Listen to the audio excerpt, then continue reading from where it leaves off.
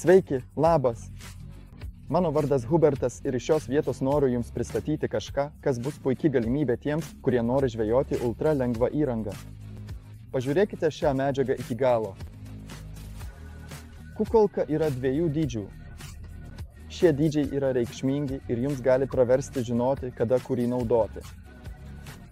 Čia turime kukolką, kuri yra 27 mm, o čia kukolka 42 mm dydžio. Jis sukurta tam, kad labai efektyviai gaudytumėte upėtakius. Ypač jį pasiteisina per trout are tipo varžybas. Tai puikiai vieta naudoti šį masalą, bet be to jis taip pat tiks gaudant šapalus. Jis taip pat pasiteisins žvejojant paprastuose upeliuose. Galime papildomai pritvirtinti čia burašką arba paprastą džig galvutę. Svarbu tai, kad šie masalai pagaminti iš plūdrios medžiagos. Mūsų asortimente šį masalą rasite net 20 žvejyboje patikrintų sėkmingų spalvų. Taip pat rasite 4 kvapų versijas – česnako, krilio, sūrio ir bekvapę versiją. Gerai, svarbiausia, ką noriu, kad įsimintumėte iš šios medžiagos, jog mažiausia kukurūzė idealiai tinka gaudyti baltasias žuvis ir upėtakius. Didžioji skirta vaivorykštiniams upėtakiams, šapalams, o svarbiausia – upėtakiams srauniose upėse. Jei norite pagalbos dėl to, kokius kabliukus ir kokį svorį pasirinkti šiam masalai, rasite tai svetainėje www.libralures.com.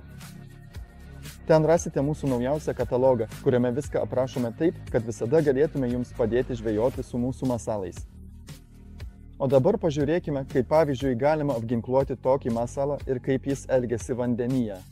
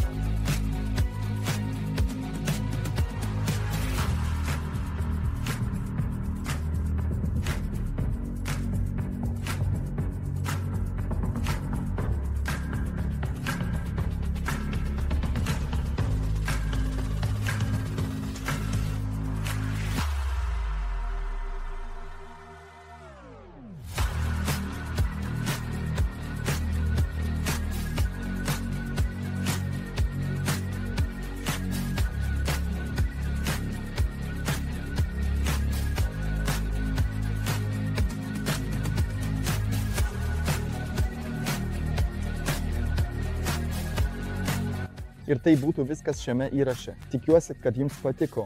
Taip pat tikiuosi, kad pabandysite žvejoti su kukolka. Labai įdomus masalas.